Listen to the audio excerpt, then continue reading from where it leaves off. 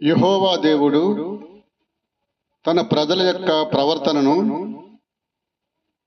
మీకా ప్రవక్త ద్వారా ఫిర్యాదు చేస్తూ ఉన్నాడు. ఆ ప్రజల యొక్క బుద్ధి ఏ విధంగా ఉంది తెలియజేస్తున్నాడు.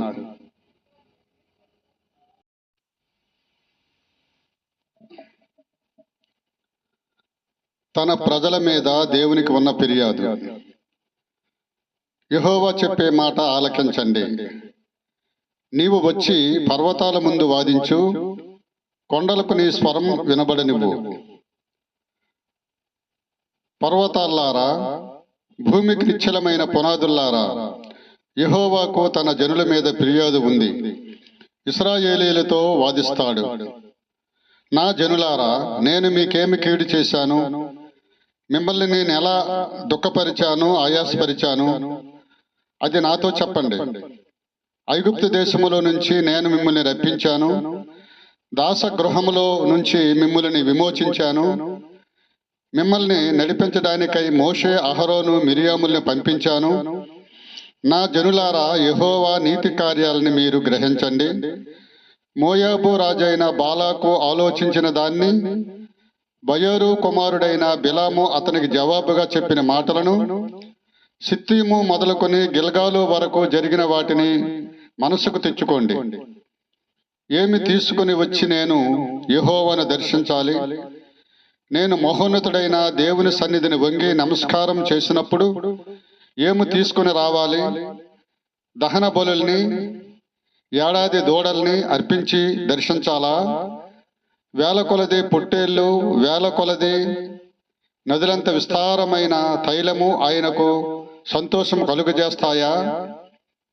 నా అతిక్రమానికై నా మొదటి కుమారుని నేను ఇవ్వనా? నా పాపానికి పరిహారముగా నా గర్భఫలాన్ని అర్పించనా? మనుష్యుడా, ఏది మంచిదో అది నీకు తెలియజేయబడింది. న్యాయముగా నడుచుకొనడం, దయ కలిగి ఉండడం, వినయముతో నీ దేవుని ఎదుట ప్రవర్తించడం, ఇంతే కదా యెహోవా నిన్ను అడుగుచున్నాడు. యెహోవా పట్టణానికి చేస్తున్న ప్రకటనను ఆలకించండి. మీ నామమునకు భయపడడమే జ్ఞానం. శిక్షించే దండాన్ని, దాన్ని నియమించిన వానిని శ్రద్ధగా గమనించు. అన్యాయం చేసేవాని ఇంట్లో అన్యాయముగా సంపాదించిన సొత్తులు, తక్కువగా చేయబడిన హేయమైన కొలతలు ఉన్నాయి కదా. తప్పుడు త్రాసు, తప్పుడు రాళ్ళు ఉంచుకొని నేను పవిత్రుడిని అవుతానా? వారిలోని ధనవంతులు దౌర్జన్యం చేస్తున్నారు. పట్టణస్థులు అబద్ధమాడుచున్నారు. వారి నోటిలోని నాలుక కపటముగా మాట్లాడుతుంది.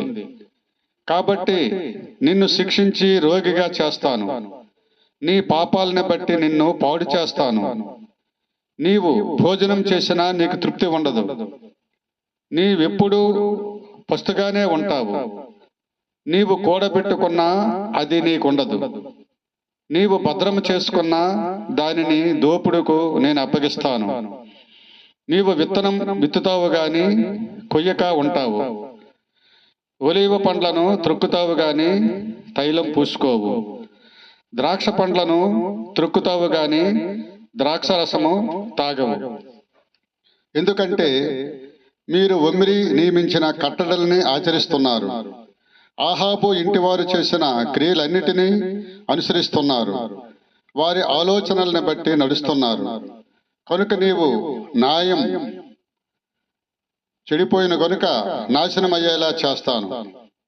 నీ పట్టణ నివాసులను నవ్వుల పాలు చేస్తాను. నీ జనులు ఇలా అవమానం పొందుతారు.